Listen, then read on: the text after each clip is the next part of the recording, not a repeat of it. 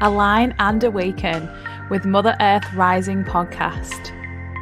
Let's rise and heal together with me, Pippa, your Mother Earth healer.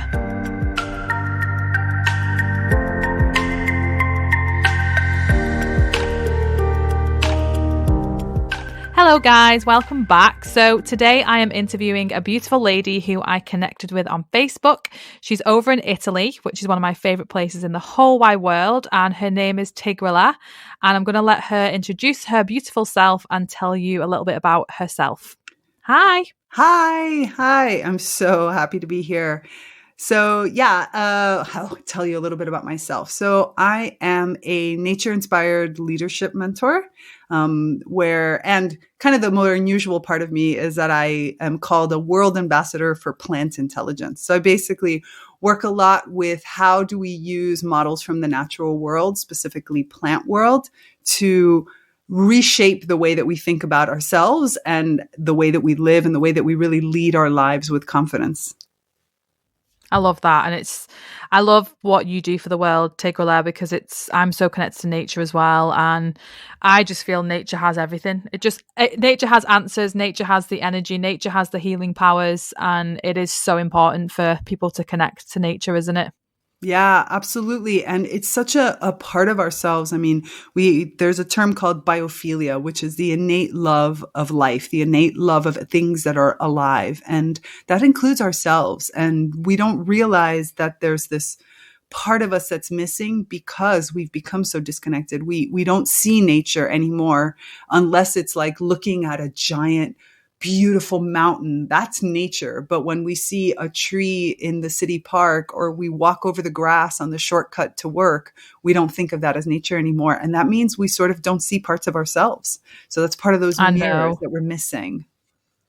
I always say like every living thing has a soul. And I just think if people could connect to nature, I just think they'd just live such a different life. Like they'd live just a more fulfilled, empowered, loving life because like you said, we're all part of each other. And when we start to see that, it just changes the way you see the world, doesn't it?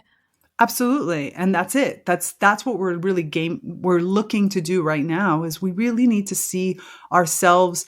You know, we can say that nature is, that I am a participant in nature. In other words, I can go and I can do things in nature. I can observe nature. You know, I can stand there and I can look at it. But in reality, I am nature. And so when I realized that, and I realized that I can also take on these 3 different roles, all of a sudden everything becomes different, right? All of a sudden I have absolutely new ways to interact with the world. And more importantly, new kind of collaborators. Yeah, I just can't wait to ask you these questions that I have for you because I'm such a nature girl, an animal girl, and it's just great to have another nature girl on the podcast because a lot of people who listen are Mother Earth lovers. You know, they just know that being connected to Mother Earth, everyone listening, you'll have a favorite part in nature. Mine's the ocean. Yours could be the forest. Some people could just be the desert. You know, it could literally just be by a stream, by a river. And that is what we need to follow is what really lights us up in nature. So with you, Tigrilla, how did you fall into this line of like spirituality, especially with nature? So I actually live in a really unusual place. Like you said, I live in Italy. I live in the north, and I live in a place called Damanhur. Damanhur is one of the largest spiritual eco communities in the world. And what is one of the many things, I often call it Hogwarts for adults, because I really feel like we're living in Hogwarts. It's a place where magic and esotericism and spirituality and life is all really mixed in one with the other. And when I was here, in the first few years that I was here, I one day started to hear this amazing music. And this music was like music I had never heard before. And I have my original degree is in music engineering and electrical engineering. So I have a really kind of varied background that goes through many different times and phases of high tech and circus arts and all kinds of different things. But music has been the constant. Music is this piece of me that brings me alive. And so when I heard this music, I wanted to know who was making it. You know, where is this coming from? And I ended up finding a box that was connected to a set of speakers that the music was coming from. And then I was following the cables and it was a plant. I was like, Oh, wow. what is this? And it's a device that we have developed called the music of the plants. It's been here developed since the 1970s, actually, and finally kind of put out commercially in 2014. But it's this technology that allows plants to become musicians, right? It's a musical instrument for plants. And for me, being, again, a music engineer, the idea of an electrical instrument that allowed plants to play was just, That's fascinating. yeah, when you hear somebody speak a foreign language and you don't really speak that foreign language, but there's something about it that it's familiar, and it's almost like you're watching the person intently because something about it you can start to understand. And that's how it was for me. Like all of a sudden I was listening to this plant and it felt like the plant was talking to me. It was just, I love languages. I speak multiple languages. And so this combination of music, which to me has always been an expressive way of being, and this plant can now talk to me. And that was it. I fell down the rabbit hole. I wanted to understand if this was a hoax, if this was real, what did it come from? And I started to study about plant intelligence. I read up on all the literature. I learned all the lingo, and I started to get into the science and really kind of just digging deep. And then having a spiritual background, I was able to bring these two pieces together because I was able to see where the science was actually giving us the sort of answers and definitions around the spirituality that we were already engaged in. And I loved this. This was, to me, was mind blowing. And then all of a sudden, everything came to life. Like I was a person who was kind of a city girl. I grew up in a place that was very green without ever seeing it, which happens to most people. We call it plant blindness, where people just really don't see the plants around them, even though they're carrying out super important functions for us. And so all of a sudden, things that I had worked on personally on developing myself, like, getting rid of my judgment or working through certain blocks, all of a sudden it was like the plants were helping me, not just them helping me like with their terpenes and all these other volatile chemicals that they send that help me physically heal things. But it was as if the patterns that I was starting to see, the ways that they were showing me how the world really works on a natural level, was making it easier for me to see that true nature, that part of myself that I had been hiding from. And from there, it opened up to understandings and to wisdom that I could have never thought of myself because my human logic didn't go there. And they were showing me that my human logic did go there once. I've just shut it all off. So it was just like another level of a reawakening, the reawakening to my true self, to my true nature, to that wild, natural side of myself.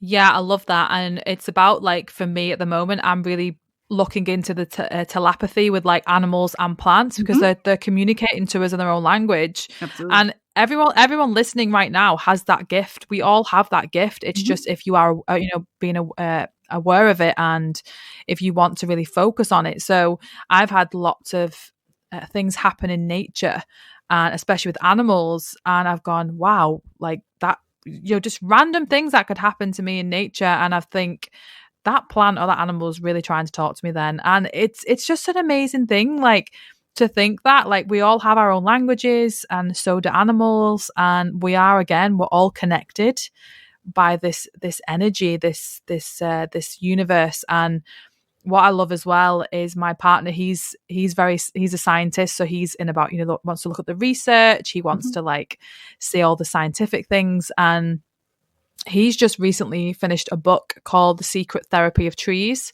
And he loves trees, as do I.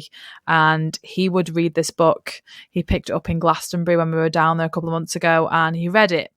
And he was telling me these studies about how people go into nature, they forest bathe, how just standing next to a tree for 10 minutes a day can, like, lower your cortisol, your stress hormones, and all the studies and the information in that book. I was like, oh my God. And like you said, Tigrilla, like, people who live in the city, they just become tunnel vision. They, like you said, if they get on a train to go to work, that is like not being in a present moment. And I feel like people need to be more present. And I've done it plenty of times. There'll be times in the past where I've drove to a certain place a couple of times a week.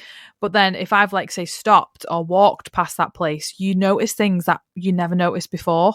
Right. And again, it's like having a new set of eyes, isn't it? When you have that awakening that actually there is nature all around us if we just open our eyes to see it. Absolutely. And then you start to take, when you get there, which is so it's refreshing, and it rejuvenates you and recharges you, because this is the way we were when we were kids. There was a wonderful study done called The Nature of Americans that showed that as adults and as kids, we actually view nature differently. And as children, we see nature in everything. We see you walk out of your house and there's like the little dandelion that's growing out of the sidewalk crack, or there's, the little moss that's on the pipe, and you see not only, you see all these little elements, you see the tree on the city street, and every one of them is a chance of fascination and wonder and awe. As an adult, we tend to look for the grandiose type. But the truth is that kind of awe is what is healthy for us. That awe, in combination between plants in particular, and again, all the chemicals that they give out, these natural chemicals that they give out, and that feeling of awe, that combination is that healing factor. That's why things like forest bathing and work so well, and all kinds of forest therapies. So when we can evoke that awe again, when we can go there, one, we're more youthful because we're remembering back to that time when we were kids and we were so excited about everything. And then it becomes this sort of pattern that you start to grow. It keeps expanding as adults, because you start to recognize things like I'm sitting in front of a desk right now, and my desk is made out of wood. And I feel very connected to this desk. I feel connected to the trees that gave their lives for this wood. And we start moving into bigger and bigger steps where we start to see that the natural world is all around us. And all of a sudden, I recognize I'm never alone. Because like you said, that ability to communicate with the plant world is innate to us. It's a part of our lives. It's just a matter of reawakening and coming back into it. And so, which is why I have this course that specifically gives you exercises and activities. And the idea is it's yours to have. And look at how much richer your life is. You're never alone. You're never, ever alone. There's always a plant somewhere. Yeah. And that's why I tell people to just fill their homes with plants. Like, especially, I find a lot, especially now in our society, a lot of people have replaced grass in the garden with artificial grass. They've replaced plants in the homes with the artificial nice plants, because again, without judging people, it's because they want the quick fix. They don't want to look after a plant. They don't want the fast hassle of having to water it every day. It's just, right. But then when you actually look at the latter end of that, that is the connection. I've got a money plant that I have, and I look after it and I water it a couple of times a week, and I'm always talking to it. I'm always touching its leaves and I'm saying, "You're so beautiful." And it just makes you feel good. And if you can do that, just try it, and to feel that way and to have that kind of connection, right, it's amazing. There's no words to describe it as well. Yeah. I've found the most unusual solutions, some innovative solutions to many situations, whether they be how do I structure my business? How do I work? I live in community, right? So I live in a house with multiple people, and sometimes we have situations come up. And when I can't really handle it anymore, I'll go and I'll sit with, one of the many plants around the territory that I live, which is beautiful. And I'll ask for help, and I'll ask for guidance. And sometimes we'll have a conversation. Sometimes there'll be an image. Sometimes there'll be a smell. Sometimes there'll be something. And that communication, it expands me. It allows me to see beyond like my own limitations or my own patterns, and to recognize. So I study a lot the way that plants build ecosystems. How do they behave in different situations? I love, for example, the fact that we as humans tend to think of ourselves in, what we call mutually beneficial relationships or competition. And we tend to think that competition is the way the world goes round, but it's actually not true. In nature, competition is very selective. It's very chosen for a specific purpose. It's short term. It's not long term because it's very energy intensive. But there's also a whole series of other kinds of relationships: commensalisms, amensalisms, parasitisms, predation. These are all different types of relationships that plants, for example, and animals create amongst each other. And when we start to learn about these, we see how we create them ourselves in our lives, but now we can do them consciously and we can get the major benefit from them. We can understand that some relationships are going to be parasitic for a while. Like there are going to be people that are going to be taking from you, and that's not always bad. A child takes from their parents for most of their lives, right? But it's not considered something negative. So when we're conscious that we can create this with our friends, with our business partners, we all of a sudden liberate ourselves from the guilt and the definitions that have been holding us back. We're allowing ourselves permission to create in a completely new way. It's amazing. I've been reading things about that, like how the circle of life actually works. It's my partner's got a PhD in animal physiology, so he's got a lot of experience and knowledge around animals, sexual selection, all that. And I did some of it last year in my master's. But how fascinating is it that a bird picks up something and then the seeds will fall as it's flying, and then them seeds will fall on the ground and that'll grow a flower, and then it's just. If we could just see that process, right, and how nature is giving and taking on a daily basis. And that is how we are, like you've just said, that's how we should be, and have that balance of we give, but we take when it's given back to us freely. It's nature's the same way. And it's just amazing. Like even like a tree provides oxygen, it provides shade for animals, it provides food for different animals. And we always say if you eradicate one species, it has detrimental effects on the species that it eats and the species that eats it. And that is just like, when you look at it that way, it's incredible, like how if humans were on this planet, nature would go on, nature would be fine, nature would carry on, and actually it would be better off right now. But I remember watching David Attenborough's most recent movie. I don't know if you've seen it, but I haven't seen it yet. It's on my list.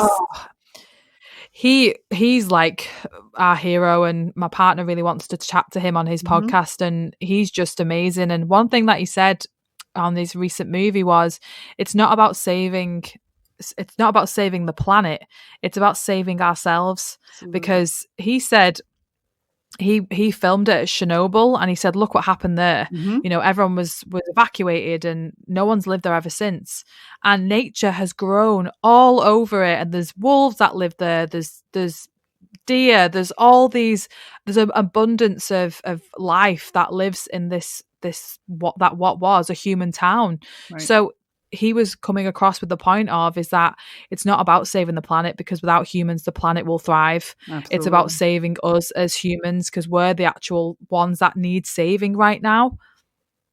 Absolutely. And that's the thing that we forget. We're trying to act kind of thinking about these other organisms outside of ourselves, but we're not looking inside of ourselves to see, wait a minute, what are the behaviors that I'm doing that's actually creating this damage? But more than anything, so much of this damage is just coming from my own fears, right? The natural world doesn't operate from that kind of fear, that low level fear on a regular basis. We humans have convinced ourselves a lot of things, but when you go through the research, you realize that so many of the things that come out kind of as we talk with our friends is actually not true. I mean, Darwin never said survival of the fittest. What Darwin said was survival of the fit. Those that are fit, those that are able to adapt and be flexible to the current conditions are the ones that survive. It's not just one species. It's not the fittest. There's not species out there that are going out there killing each other off with the idea of there can be only one at the very end. That's not the way nature works. Nature says, wait a minute, we are so much stronger if we all find our strengths and actually work together and put these strengths in, for us to kind of learn and get from each other. And the thing is, it's interesting about it is that what we're learning over time is that these are deliberate actions, right? You mentioned earlier the bird that picks up, the fruit and then the seeds fall. That tree has been perfecting that piece of fruit to ensure that bird will pick that piece of fruit up. So that they've been changing the composition, making it a little sweeter, a little tartar, making the color a little bit different, making the seeds easier to move. Some plants have seeds that fly. Some plants have seeds that spring and explode and launch out. Some plants have some that can just fall straight to the ground and that are really heavy to make sure that they make it. Some bob on the ocean, so they have to have waterproof shells. And plants are constantly adapting because the world constantly adapts. But we as humans, we are taught to conserve. We bring this word conservation into everything rather than thinking about adaptation, evolution, flexibility. And these are all the traits that when we sit down and we journal and we start to think about, who do I want to be? Do I think I want to be a conservative? I mean, beyond the political thing, which I'm not talking about, but more like in myself.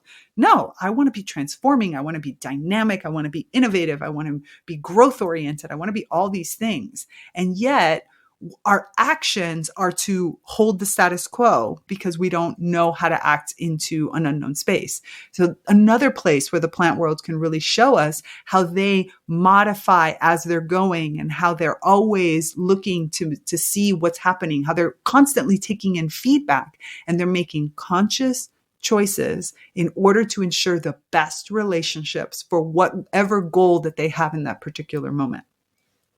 Yeah, and when you explained about how all the seeds do the job and all the animals do the jobs, it makes me smile because in the brief few months that I was learning about animal behavior, it fascinated me how, even in sexual selection, they're looking at the fit ones who are going to give them the best offspring. And it isn't about, like, obviously there's competition within the males, but it's just a natural process for them. The females want to give off the best offspring because it's the survival.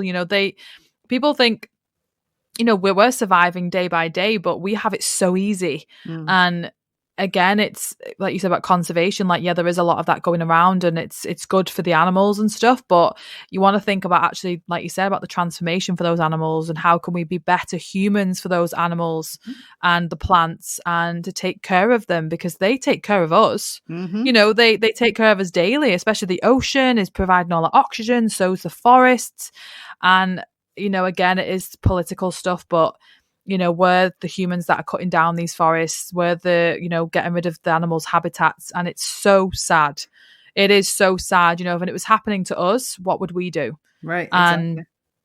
And that's why people need to I think when people connect with Mother Earth more, that's when they start to actually see the bigger picture of what's going on right now, because you'll be the same as me, Tigrilla. Like I feel the earth. I feel the sadness of the earth sometimes. And when COVID hit, we're in the huge worldwide lockdown, and you probably seen all those images of the ozone layer healing, of all the dolphins coming into the streams, all the deers going into the city. Like, that made my heart sing because that's what they're here to do, and when humans were around, to scare them and to put the fear into them. And it just showed you how much Mother Earth thrives. Yeah. Well, and again, you said it earlier, you're like, what would we do if this type of thing was happening to us? Well, the planet's reacting in those ways. And that's the other piece for us to see. What I have found with my clients and with my students, which I love, is that the more you start to connect, we tend to think that discipline is going to change the way we are. So I journal every day and I do my mantras and I do my mindset work and I do all that, which is all important work. I mean, don't get me wrong. I think it's actually, a lot of it is super important and worthwhile. But when you tap into that connection, when you feel a part of something bigger than yourself, and I see this here even from a human perspective. So Damanhur has built some amazing underground temples. They're kind of almost considered the eighth wonder of the world. They're called the temples of humankind. Highly encourage you to go look them up because they're like nothing you've ever experienced. And one of the things I loved when I came here, and when I looked at the temples and I was like, wow, we think of things like the pyramids and all these people, what was their motivation? And then I became a part of the community and I'm a citizen of the community and I've been here almost 10 years. And I see that when you feel a part of something that's bigger than yourself, it's like you can move mountains.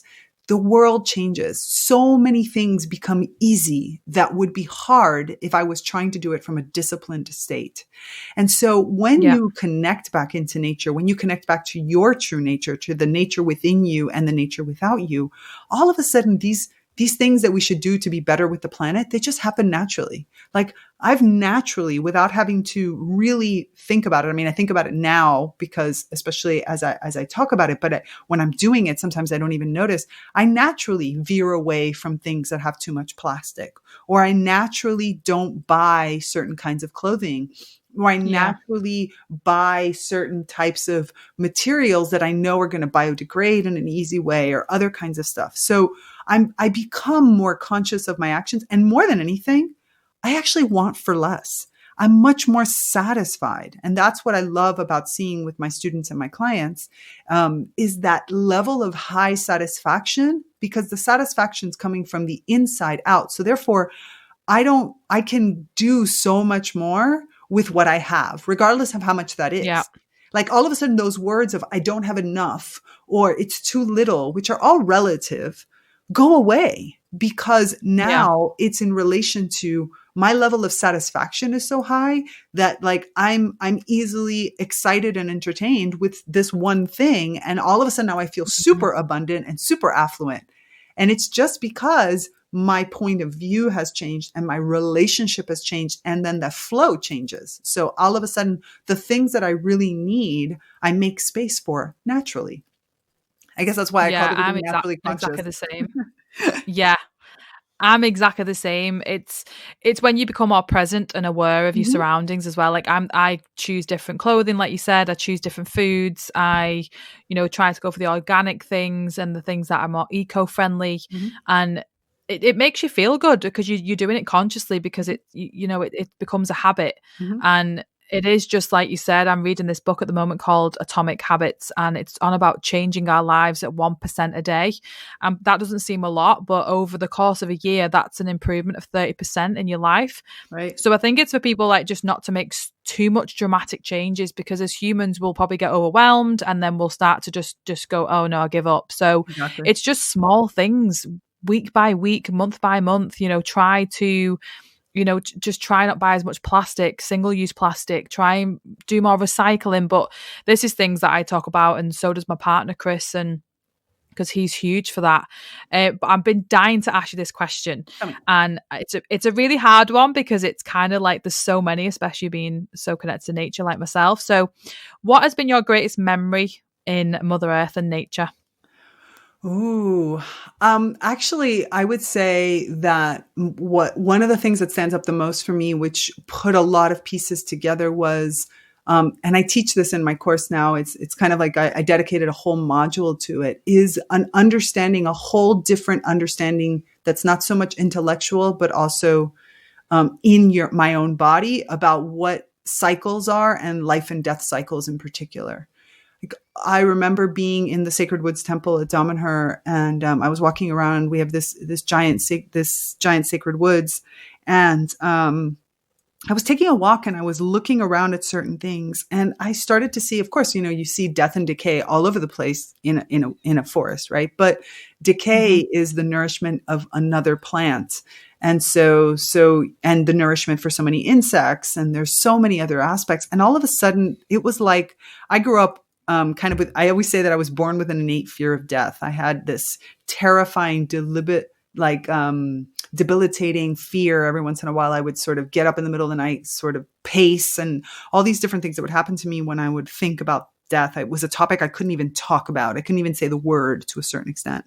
And here I was in the woods, and I was looking around, and I got this, like a flash of a physical, a visceral understanding of what life and death really means to the plant world, and how different it is, and how that changes our fear, like how it changes the way that we approach certain situations. That's where the competition doesn't go on ad infinitum, because I don't fear what happens if I lose, right? I want the one that's fit to survive. Yeah. How also I pass on my talking about it from a plant perspective, I pass on my genetic material through through my seeds. So therefore my travel, where we as humans think about as getting up and walking away or getting on a plane, they travel from generation to generation, and seeds can move up a tree. They can migrate to faraway lands through their seeds over time. And that's a process of cycles. The own cycles of like little lives and like life and death, like the way leaves on a deciduous tree will kind of fall out. And it started to help me not only understand my own fears, put into perspective my own spiritual beliefs around, reincarnation and programming of souls and the soul's journey overall. And it just started to click all these things in place that all my life I had been looking at death wrong. I had been looking at death wrong, and I had not been enjoying the cycles of life and death in my life like I could have had I kind of eased into them, and rather than tried to restrain them or hold on to them or fight against them or all these kinds of things.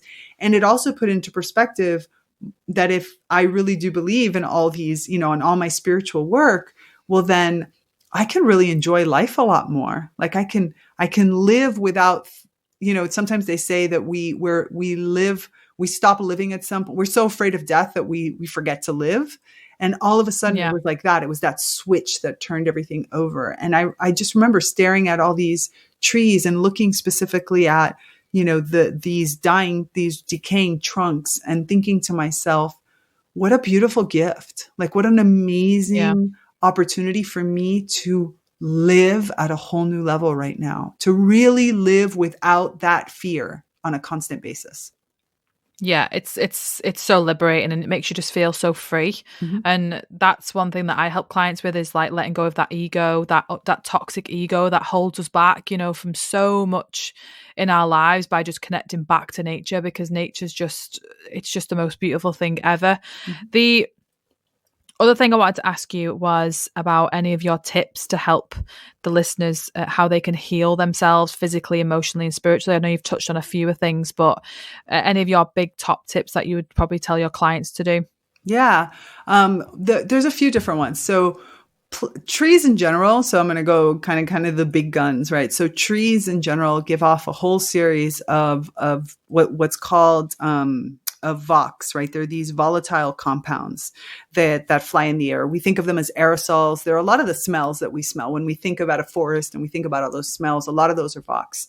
And many of those have a whole series of different properties. Natural killer, they increase the natural killer cells in our bodies. They boost our immune system. They give off even all the resin in the wood. There's so many different elements. And so one very easy piece is of course, whenever you are near trees, and this could even be city trees, like we sometimes see these lines of city streets. If you think about London, with its beautiful like lines of these white chestnut trees that are there, and beautiful, but also really nourishing, really, really nourishing to just breathe that in, to like consciously pull that into yourself. I mean, of course, if you can go and do it into a park, even better. So you don't have the streets and the cars, although right now you probably have a lot less cars, hopefully, with everything that's happening. But just that moment of breathing it in and consciously calling it in is one way. Another aspect is even with your own plants at home, like you said, talking about the house plants, is about creating a relationship relating to your own health, relating with your plants, because houseplants in particular tend to be, most of us have very certain breeds. There are certain species that we have a lot in our houses. I, for example, co-create many of my, like, for example, my big course was co-created with my spider plant and with the spider plant that lives in my room. And so spider plant and I have worked a lot together, and spider plant is the plant that I turn to for sort of mundane day-to-day stuff, because it's a plant that's lived with humanity. It's a plant that's been passed on from generation to generation with humans and has experienced so much of the human world while still having its plantness, right? Its plant identity. And so therefore, I really encourage my clients, my students, people in general. I have a kind of different techniques that I like to give, but the simplest is around, like you said, presence, and really starting to develop sense by sense a relationship with a houseplant. It could be the one on your desk. It could be one that's in your room. It could be one that sleeps in different parts of your house, but literally consciously starting to spend time where you're, maybe looking at the leaves, looking at the soil. Then maybe later you'll talk to the sense of touch and you're touching different aspects, maybe the sense of taste, and you'll taste the soil or lick the leaf, or, and doing this also through different cycles, right? What is it like when, it's a full moon? When is it a new moon? What's it like when you yourself, if you're, have your own cycles, right? We as humans, as women, but even as men, we have our own rhythms and cycles, experiencing the plant in order to build that friendship and that relationship, similar as you would do with any friend, right? You see a friend many different times, when your friend's kind of in a bad mood, you're like, oh, if this is happening, like my friend's a big, fan of football. And so therefore you don't talk to them as the game is on, or, different things. You start to get to know the person so that when you go to ask for advice, you know what to ask them about. Like, this is the person I go to when I need business advice. This is the person I go to when I need relationship advice. Right? This is and so developing these relationships with your houseplants will allow the houseplant to share with you what is their experience, what is it that they want to work with you on. And you start to open up these channels of communication that, like you said, are innate in us. And that, there's lots of different techniques, but at least you can start to create a technique that allows you to use your senses, the smell, the taste, the touch, the hearing, to start to build that relationship so that that plant, like spider plant in my house, in my room right now, is all about health and business. Like, these are the two things that spider plant and I talk about. I don't talk to spider plant about my relationships. Like, this is just not an area that spider plant's kind of an expertise on, even though they can tap into lots of information about the planet.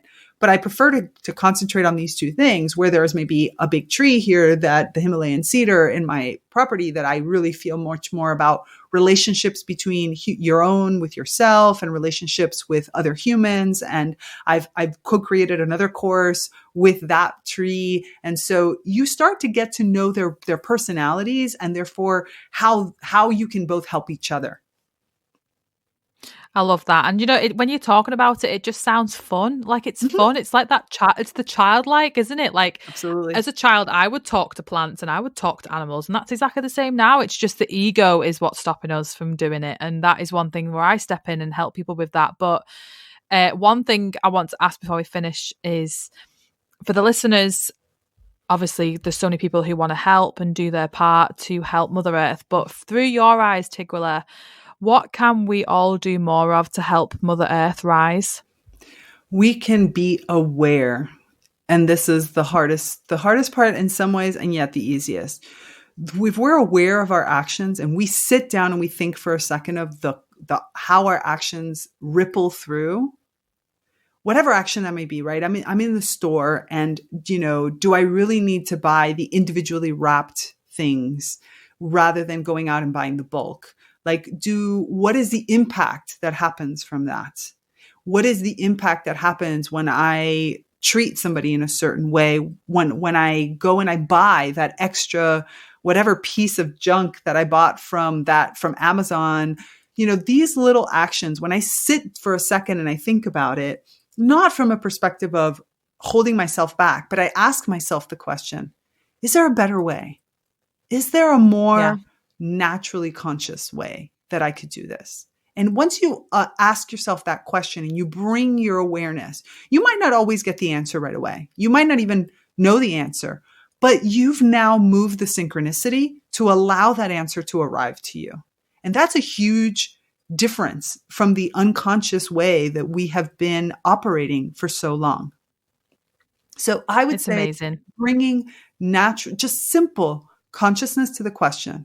There's when we do biomimicry and when we work, which is biomimicry is a form of nature inspired design. One of the things we ask is, we ask, what would nature do? It's a very common thing of like, okay, well, I need to, move water from one place to another. How would nature do this? And you go off and you look at what are the natural models that move water, for example.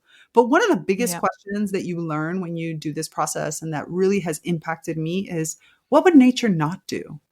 just because I can, as a human being, do something, just because I can click on Amazon and buy, this package of whatever, doesn't mean I should. And nature, even though that nature can do certain things, doesn't mean that nature does them, because sometimes it's not appropriate for the overall health of the ecosystem.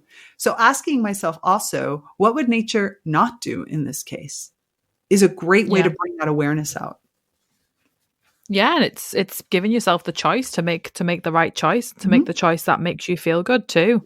It's there's so much to it, and I could talk to you for hours, Tigrilla. It's like there's so much to it, and it lights my soul when I talk about it as well. So if anybody listening wants to find you and to get in touch with you, how are they best to find you?